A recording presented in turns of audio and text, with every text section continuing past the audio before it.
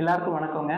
மீண்டும் மெய்ப்பொருள் காண்க தளத்திற்கு எல்லாரையும் நான் வரவேற்கிறேன். இன்றைய தலைப்புல இந்த வருடத்தினுடைய கடைசி நாள்ல 2025ல நம்ம என்னென்ன திட்டம் வச்சிருக்கிறோம். நம்ம இதெல்லாம் தான் பண்ண போறோம். நம்மளோட ஸ்ட்ராட்டஜி எப்படி இருக்கும் 2025ல சந்தையை பொறுத்தவரைக்கும் அப்படின்னு சொல்லி தாங்க இன்னைக்கு பார்க்க போறோம். பார்க்கறதுக்கு முன்னாடி மார்க்கெட் அப்டேட்ன்னு பார்த்தோம்னா இன்னைக்கு ஓப்பனிங்ல ஒரு 150 பாயிண்ட் குறைஞ்சிருந்தது. அதுக்கப்புறம் நம்ம மறுபடியும் டஃப் கொடுத்து மேலே ஏற்றி வச்சுக்கிறோம். இப்போ நான் 230 போல பாருறப்போ -10 +10 அங்கிட்டு இங்கிட்டு விளையாடிட்டு இருக்குங்க. 23,630 23,670 அந்த ரேஞ்சில் இருக்கு. நேற்று எஃப்ஐஐஸ் வித்திருந்தாங்க. கிட்டத்தட்ட 1,800 கோடிக்கு பக்கமா எஃப்ஐஐஸ் வித்திருந்தாங்க. அதுக்கு டஃப் கொடுத்து நம்ம டிஏஎஸ் வழக்கம் போல ஒரு 2,800 கோடிக்கு வாங்கினோம். இந்த டிசம்பர் மட்டும் எடுத்துக்கிட்டோம் அப்படின்னா ஒரு 12,000 கோடிக்கு வித்திருக்கிறாங்க. இந்த டிசம்பர் மட்டும் இல்லைங்க, இந்த வருஷம் 2024 முழுக்கவே எஃப்ஐஐஸ் 2 லட்சம் கோடிக்கு பக்கமா கேஷ் மார்க்கெட்ல இருந்து வித்து வெளில எடுத்துட்டு போயிருப்பாங்கன்னு நினைக்கிறேன். 2 லட்சம் கோடிக்கு மேலேயே இருக்கும். இந்த வருஷம் ஸ்டார்டிங்ல இருந்து ஜான்வரில இருந்தே தொடர்ந்து வித்துட்டு இருந்திருக்காங்க. இது போக நேத்து நைட் யூஎஸ்ல டவ் ஜோன்ஸ், நாஸ்டாக், S&P 500 எல்லாமே ஆவரேஜா 1% டவுன். அதோட ரிஃப்ளெக்ஷன் தான் இன்னைக்கு காலையில இங்க மார்க்கெட் நெகட்டிவ்ல ஓப்பன் ஆச்சுங்க. நம்ம மார்க்கெட்டுக்கு மதர் மார்க்கெட் யூஎஸ் மார்க்கெட் தானே, அதோட ரிஃப்ளெக்ஷன் இங்க இருக்கதான் செய்யும். கோல்டு பார்த்தோம்னா இன்னைக்கு ஒரு 40 ரூபா விலை குறைஞ்சிருக்குங்க. 7,110 22 கேரட் கோல்டு பெர் கிராம். இந்த வருஷம் ஃபுல்லாவே ஃபிளாட்டா தான் இருக்கும். ஸோ ஒரு வருஷத்தை நீங்க ஸ்டார்ட் பண்றப்ப நீங்க மங்களகரமா நாளைக்கு மார்க்கெட் உண்டு. நியூ இயர் ஜனவரி 1. ஸோ கோல்டு இடிஎஃப்ல நீங்க ஸ்டார்ட் பண்ணலாம். தென் அமெரிக்க டாலருக்கு நிகரான இந்திய ரூபாயோட மதிப்பு 85.59 55ல இருந்து 59 அந்த ரேஞ்சில் இருக்குங்க. ரொம்ப ஃபால் ஆக விடாம முட்டு கொடுத்துட்டு இருக்காங்கன்னு நினைக்கிறேன். இதை நம்ம தொடர்ந்து ட்ரேஸ் பண்ணுவோம். அடுத்து இன்னைக்கு பிரெண்ட் க்ரூட் கச்சா எண்ணெயோடைய விலையை நம்ம தெரிஞ்சுக்கணுங்க. அதனாலதான் இங்க இருந்து அதையும் சேர்த்திருக்கிறேன். ஒரு பேரல் அப்படின்றது ஒரு 159 லிட்டர் 160 லிட்டருக்கு பக்கமா இருக்கும். ஒரு பேரல் க்ரூட் ஆயில் $74.35. இந்த பிரைஸ் இந்த $75 வச்சுக்கலாம். $74.35 அப்படின்றது நான் கல்லூரியில மாணவனா இருக்கிறப்ப எல்லாம் க்ரூட் ஆயிலோட பிரைஸ் 2008 2009 எல்லாம் $140 வரைக்கும் எல்லாம் பார்த்திருக்கேன். அதுக்கப்புறம் 90லயே இருந்ததுங்க.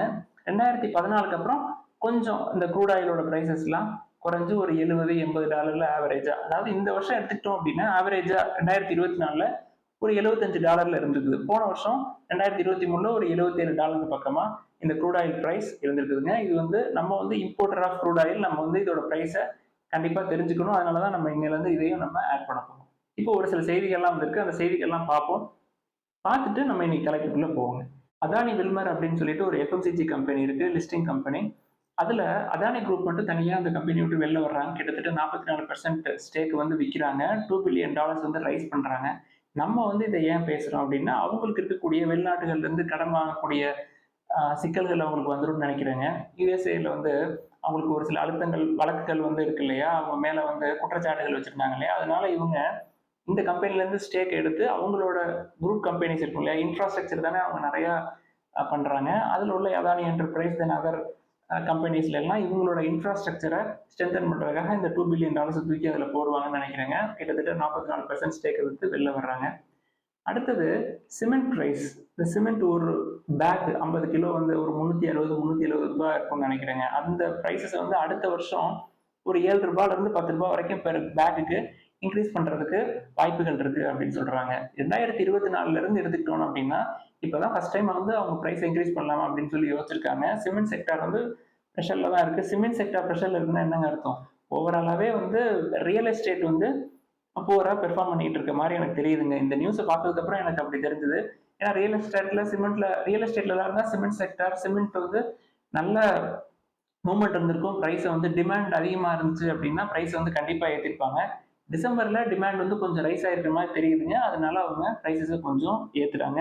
நம்ம இதுல இருந்து என்ன செய்தி எடுத்துக்கணும், ஏன் நம்ம ரியல் எஸ்டேட் செக்டார், கன்ஸ்ட்ரக்ஷன் செக்டார்லாம் நம்ம போறது இல்லை அப்படின்றதுக்காக தாங்க இதை சொல்றேன்.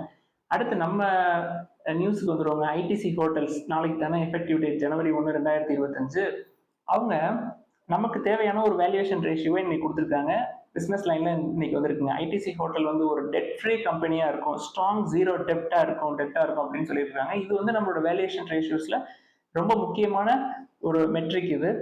ஸோ நம்ம பிஇ தான் அடுத்து பார்க்கணும். அதை தொடர்ந்து அவங்களுக்கு ஒரு கேஷ் ரிசர்வ் அப்படின்னா ஒரு 1,500 கோடி ஐடிசிட்ட இருந்து போகுதுன்னு நினைக்கிறேங்க ஐடிசி ஹோட்டல்ஸ்க்கு. தென் ஒரு மாசத்துக்கு ஒரு ஹோட்டல் அப்படின்ற முறையில 2 வருஷம் நாங்க வந்து கன்டினியூஸா ஹோட்டல் பிசினஸ் வந்து நாங்க கொஞ்சம் கொஞ்சமா எக்ஸ்பேண்ட் பண்ணிட்டே போவோம். எங்க ரெவென்யூல ஒரு பெர்சன்டேஜ் எடுத்து நாங்க கன்டினியூஸா இன்வெஸ்ட் பண்ணிட்டே இருப்போம் அப்படின்னு சொல்லியிருக்காங்க. இன்னைக்கு வந்து நியூஸ் வந்திருக்கு.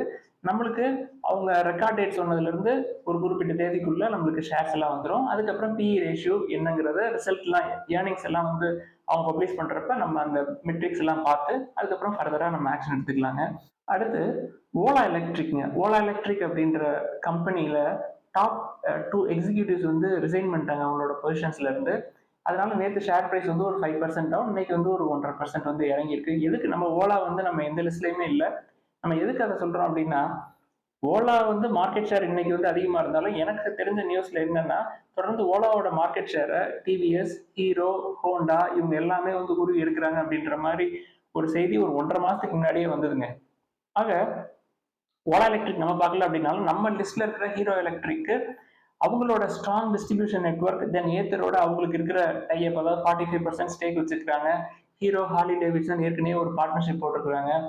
ஸோ அவங்க வந்து ஓலாவோட மார்க்கெட் ஷேரை உருவி எடுப்பாங்க அப்படின்றதுல எந்த சந்தேகமே கிடையாதுங்க. தொடர்ந்து இந்த ஷேர் வந்து எனக்கு என்னமோ இன்னும் அதிகமாக ப்ரெஷரில் விடும் அப்படின்னு தோணுது. நம்ம அந்த சைடு போகலை, பட் இந்த நியூஸ் படிக்கிறது தெரிஞ்சுக்கிறது நம்மளுக்கு முக்கியங்க. நம்ம வந்து ஆட்டோ செக்டார், டூ வீலர் செக்மெண்ட்ல ஹீரோவை பார்த்துட்டு இருக்கோம். ஹீரோங்கிறது வந்து ரொம்ப ஸ்ட்ராங்கான கம்பெனி. பைசைக்கிள்ல இருந்து ஆரம்பிக்குதுங்க அவங்களோட பிஸ்னஸ் கிட்டத்தட்ட ஒரு 50 இயர்ஸ் பேக். ஸோ அவங்கள வந்து நம்ம பார்த்துருக்கோம், அதுதான் வந்து நம்ம எடுத்து வச்சிருக்கிறோம். ஸோ அவங்களோட சேம் குரூப்ல இருக்கிற மற்ற கம்பெனிஸ் என்ன பண்றாங்க அப்படின்னு தெரிஞ்சுக்கணுங்கிறதுக்காக இதை சொன்னேன். அடுத்து இந்தியாவுடைய கடன், டெட், எக்ஸ்டர்னல் டெட். வெளிநாடுகள்ல இந்தியா நம் நாட்டுக்கு இருக்கக்கூடிய கடன் அப்படின்றது ஜூன் 2024 கம்பேர் பண்றப்ப செப்டம்பர் 2024 ஒரு 4.25% வந்து கூடி இருக்குதுங்க. மொத்த கடன் இப்போதைக்கு அந்த செப்டம்பர் 2024 அப்படின்னு பார்த்துக்கிட்டோம்னா $711.8 பில்லியன். இது வந்து போன வருஷம் 2023 இதே நேரத்துல 637.1 பில்லியன் இருந்திருக்குங்க. கடன் வந்து கூடி இருக்குது. குவார்டர் ஆன் குவார்டரும் கூடி இருக்கு, இயர் ஆன் இயரும் கடன் வந்து கூடி இருக்கு. இது நம்மளுக்கு முக்கியமான செய்தி. அதனாலதான் இதை சொல்றோம். காம்பனண்ட் எந்தெந்த நாட்டுல என்னென்ன டினாமினேஷன்ஸ்ல நம்ம வந்து கடன் வச்சிருக்கிறோம் அப்படின்னா, யூஎஸ் டாலர்ல ஒரு 53% வந்து நம்ம கடன் வந்து திருப்பி கொடுக்க வேண்டியிருக்கு. தென் ருப்பி ஒரு 31%, தென் என் ஜாப்பனீஸ் என் ஒரு 6.6%, தென் யூரோஸ் ஒரு 3%. ஸோ கடன் இருக்கு. ஒரு $711.8 பில்லியன் கடன்ல ஒரு 50% வந்து நம்ம டாலர்ல கொடுக்க வேண்டியது இருக்கு. டாலரோட பிரைஸ் வந்து நம்ம வந்து கண்டினியூஸா டாலருக்கு நிகரான இந்திய ரூபாயோட பிரைஸ் வந்து வீழ்ச்சி அடைஞ்சிட்டே இருக்குன்னு பார்த்தோம் இல்லையா. டாலர் வந்து ஸ்ட்ரென்தன் ஆகுது. அப்ப நம்ம நிறைய ருப்பியை வந்து நம்ம கொடுத்து டாலரா மாத்தி நம்ம கடனை திருப்பி அடைக்க வேண்டியிருக்கும். நம்ம ஏற்கனவே சொன்னோம் இல்லையா, டாலர் வந்து விழுறது தனிப்பட்ட முறையில நம்மளுக்கு நம்ம வாங்கியிருக்கிற ஸ்டாக் நல்லது அப்படின்னாலும் நாட்டுக்கு நல்லது இல்லைன்னு சொன்னோம் இல்லையா. இன்னொரு முக்கியமான விஷயங்க, ஈக்விட்டி வேல்யூவேஷன்ஸ் அப்படின்னு பார்த்தோம்னா இன்னைக்கு நியூஸ் பேப்பர்ல வந்துருக்குதுங்க. இன்னமுமே மார்க்கெட் வந்து ஓவர் ஹீட்டடா தான் இருக்கு. வேல்யூவேஷன்ஸ் வந்து அதிகமா இருக்கு. குறிப்பா மிட் கேப், ஸ்மால் கேப் கம்பெனிஸோட பிஇஸ், ட்ரைலிங் ஃபார்வர்ட் பிஇ வந்து ரொம்ப அதிகமா இருக்கு. பெஞ்ச்மார்க் இண்டெக்ஸ் பிஇ கம்பேர் பண்றப்ப ரொம்ப ரொம்ப அதிகமா இருக்கு. மார்க்கெட் வந்து ஒரு 10% கீழே வந்திருந்தாலும் ஸ்டில் ஓவர் வேல்யூ தான் அப்படின்னு சொல்லியிருக்கிறாங்க. குறிப்பா இந்த எஸ்எம்இ ஐபிஓஸ் இருக்கு இல்லையா, நிறைய சப்ஸ்கிரிப்ஷன் வருது. ரீட்டைல் இன்வெஸ்டர்ஸ் நிறைய சப்ஸ்கிரைப் பண்றாங்க. செபியே என்ன சொல்லியிருக்காங்க அப்படின்னா, ரீட்டைல் இன்வெஸ்டர்ஸ் சப்ஸ்கிரைப் பண்றப்ப ரொம்ப கவனமா இருங்க, அது எல்லா நேரமும் உங்களுக்கு சாதகமாகவே இருக்காது அப்படின்ற மாதிரி ஒரு நியூஸ் வந்திருக்குதுங்க. நிப்டி மிட் கேப் பி அப்படின்னு பார்த்தீங்கன்னா 43 இருக்கு. ஸோ பெஞ்ச் மார்க்கை கம்பேர் பண்றப்ப ரொம்ப ரொம்ப அதிகம். ஸோ இன்னைக்கு இருக்கிற பி லெவலுக்கு அந்த கம்பெனிஸ் எல்லாம் வந்து ஒரு வேல்யூவேஷன்ஸ் அந்த பி லெவலுக்கு கம்பெனிஸ் வந்து அதிகமான ப்ராஃபிட் வந்து காட்ட வேண்டியிருக்குங்க. அவங்களோட எக்ஸ்பெக்டடை விட அதிகமா அவங்க வந்து ப்ராஃபிட் காட்டினாதான் அந்த பிஇக்கு ஈக்குவலண்டான அந்த ஷேரோட வேல்யூவேஷன்ஸ் இருக்கும். ஸோ ஓவர் வேல்யூடா இருக்கு, ஸ்டில் ஓவர் ஹீட்டட் அப்படின்னு போட்டிருக்காங்க. என்ன அர்த்தம் அப்படின்னா, மார்க்கெட் வந்து விழுறதுக்கு இந்த ஏர்னிங்ஸ் வந்து நம்ம நம்ம கொடுத்துருக்க வேல்யூவேஷன்ஸ்க்கு நம்ம ஏர்னிங்ஸ் காட்டலை அப்படின்னா மார்க்கெட்ல அடி விழும். அதனாலதான் ஹையர் ப்ரைஸஸ்க்கு இருக்கிற ஸ்டாக்ஸ், ஹையர் பிஇ வேல்யூஸ் முக்கியமா அதை நம்ம சைடு வச்சுக்கவே மாட்டோம் எப்பொழுதுமே. அதனாலதான் இந்த நியூஸ் உங்களுக்கு சொன்னேன். அடுத்தது மின்ட் பத்திரிகையில ஒரு நியூஸ் வந்துருங்க, ஐடிஎஃப்சி ஃபர்ஸ்ட் பேங்க் பத்தி. நம்ம ஏற்கனவே டிஸ்கஸ் பண்ணிட்டோம், அதனால இன்னைக்கு மறுபடியும் வந்திருக்கு. ஒரு 3 ஃபேக்டர்ஸ், அதாவது ஐடிஎஃப்சி ஃபர்ஸ்ட் பேங்க் பொறுத்த வரைக்கும் கடைசி ஒரு 5 வருஷத்துல டெபாசிட் க்ரோத் சூப்பரா இருக்கு, லோன் க்ரோத் நல்லா இருக்கு, காசா சூப்பரா இருக்கு, இன்ஃப்ரா லோன் வந்து குறைஞ்சிருக்கு. இதெல்லாம் இருந்தாலும் உங்களுக்கு ப்ராஃபிட்டபிலிட்டி அப்படின்னு பார்த்தோம்னா குறைஞ்சிருக்கு இந்த குவார்டர். இது ஒண்ணுதான் issue. But IDFC first bank வந்து ஒரு அண்டர் வேல்யூட் ஸ்டாக் தான் அப்படின்னு சொல்லி அதுல போட்டுருக்காங்க. அத லிங்கை நான் போடுறேன், நீங்களும் படிச்சு பாருங்க. என்ன நம்ம தெரிஞ்சுக்கணும் அப்படின்னா 2020 ஃபினான்ஷியல் 2020ல கிட்டத்தட்ட 2300 கோடி லாஸ் பண்ணியிருக்காங்க. ஃபினான்ஷியல் 24ல 2800 கோடி ப்ராஃபிட் பண்ணியிருக்காங்க. அப்படியே டர்ன் அரவுண்ட் பண்ணியிருக்காங்க. இந்த குவார்டர்ல நம்மளுக்கு வந்து Q1 Q2ல ப்ரொவிஷன்ஸ் எல்லாம் இருந்தது. மைக்ரோ ஃபினான்ஸ் செக்டர் ஏற்கனவே ஒரு டிலிக்வன்ஸ்னால ஒரு ப்ரெஷர்ல இருக்கு அப்படின்னு சொல்லி பார்த்தோம் இல்லையா. இன்னும் ஒரு 2 குவார்டர் இதே மாதிரி இருந்தாலும் IDFC first bank, IndusInd bank இது எல்லாத்துக்குமே இன்னும் ஒரு 2 4 குவார்டர் வரைக்கும் இந்த ப்ரெஷர் இருந்தாலும் நம்ம செட் பண்ணியிருக்கிறது ஃபினான்ஷியல் 30. வைத்தியநாதன் அவர்கள் ஏற்கனவே ஃபினான்ஷியல் 30ல நாங்கள் வந்து என்னென்னலாம் அச்சீவ் பண்ணியிருக்கணும் அப்படின்னு சொல்லி ஏற்கனவே சொல்லியிருக்கிறார். அதாவது ஒரு குவார்டருக்கு 3000 கோடி ப்ராஃபிட், ஒரு வருஷத்துக்கு 12,000 கோடி நாங்கள் வந்து அச்சீவ் பண்ணிடுவோம். 5,00,000 கோடி எங்களுக்கு டெபாசிட்ஸ் இருக்கும், அதில் ஒரு 3 லட்சம் 4 லட்சம் கோடி நாங்கள் வந்து லோன் வந்து கொடுத்துருப்போம் அப்படின்னு சொல்றாரு இல்லையா. இதெல்லாம் வந்து ஃபினான்ஷியல் 30. ஸோ ஷார்ட் டேர்ம்ல நம்மளுக்கு வந்து இன்னும் ஆப்பர்ச்சுனிட்டிஸ் கிடைக்கும் அப்படின்னு தெரியுதுங்க. தென் கொஸ்டின்ஸ் ஒரு சில இது கேட்டிருக்கிறாங்க. இந்துஸ்தான் ஜிங்க் அப்படின்னு சொல்லிட்டு ஒரு கொஸ்டின், அதை ஏன் வந்து கன்சிடர் பண்ணக்கூடாது அப்படின்னு கேட்டிருக்காங்க. பிஇ வேல்யூ 22 23 இருக்குன்னு நினைக்கிறேன். ப்ரமோட்டர்ஸ்க்கு வந்து ஷேர்ஸ் வந்து பிளஸ் பண்ணிருக்காங்க. தென் கடன், அதனால அந்த சைட்லாம் நம்ம போகக்கூடாது, நான் போக மாட்டேன். தென் டோட்டல் இண்டெக்ஸ் ஃபண்ட் அப்படின்னா அது small cap, mid cap, large cap எல்லாம் சேர்ந்து இருக்கும்னு நினைக்கிறேங்க. இப்போதான் நம்ம பார்த்தோம் எவ்வளவு மார்க்கெட் வந்து ஓவர் ஹீட்டடா இருக்கு. முக்கியமா மிட் கேப்ல, தென் ஸ்மால் கேப்ல, லார்ஜ் கேப்லயும் பிஇஸ் அதிகமா இருக்கிறதெல்லாம் இருக்கு. நம்ம டாபர், நெஸ்லே, இந்துஸ்தான் யூனிலிவர் அதெல்லாம் பத்தி நம்ம பேசியிருக்கிறோம். தென் டாடா பவர் குறைஞ்சிக்கிட்டே இருக்கு அப்படின்னு சொல்லி கேட்டிருந்தாங்க. தென் வேல்யூவேஷன்ஸ் அதிகமா இருக்குது, 36 37 கிட்ட இருக்கு. அதனால அவங்க வந்து எஃப்ஐஐஸ் விற்கிறாங்க. இதெல்லாம் ஒரு ஃபேக்டர், அதனால குறையதாங்க செய்யும். தென் பிஜி இன்வெட் பத்தி கேட்டிருக்காங்க. பிஜி இன்வெட் நான் இன்னமும் அப்பப்போ 1 2 கன்சிடர் பண்ணிட்டு தான் இருக்கேன். ஸோ அதை பத்தி எனக்கு கவலை இல்லை. எனக்கு ரெகுலரா இன்கம் வேணும் அப்படின்னா நம்ம வந்து அதை நம்ம கன்சிடர் பண்ணிக்கலாம். Rich dad poor dad book வந்து படிக்கலாமா இன்வெஸ்ட்மெண்ட்டுக்கு அப்படின்னு சொல்லி கேட்டிருக்காங்க.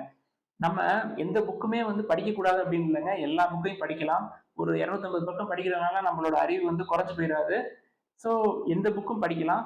இதை படிச்சுட்டு அதுக்கப்புறம் learn to earn, then psychology of money, then Benjamin Graham எழுதின இந்த இன்டெலிஜென்ட் இன்வெஸ்டர் படிக்கிறதுல எந்த தப்புமே இல்லைங்க. என்ன ஒண்ணுன்னா அந்த புக்கை மட்டும் படிச்சா போதுமா அப்படின்னு கேட்கறது தாங்க கேள்வி.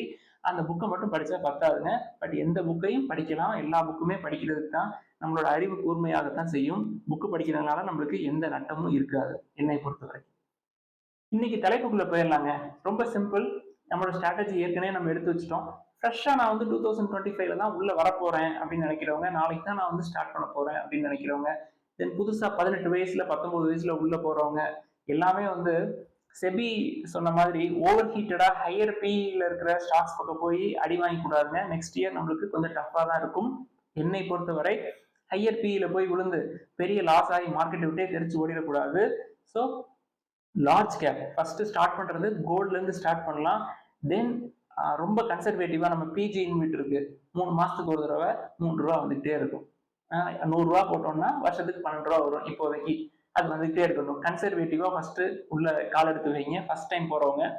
மற்றவங்களும் ரொம்ப சேஃபா 1 2 5 10 அதுக்கு மேல போகவே வேணாம். இதுதாங்க வந்து ஸ்ட்ராட்டஜி முதல்ல உள்ள போறவங்களுக்கு. ஏற்கனவே இருக்கிறவங்க இந்த டைம், அதாவது கோல்டு ஏற்கனவே வந்து வாங்க முடியல, இந்த வருஷம் ஃபுல்லா பிளாட்டா இருக்கும்னு சொன்னோம் இல்லையா, அவங்க எல்லாம் வந்து அக்யூமுலேட் பண்றதுக்கு ஒரு நல்ல டைமா இருக்கும் அப்படின்னு நான் நம்புறேன்.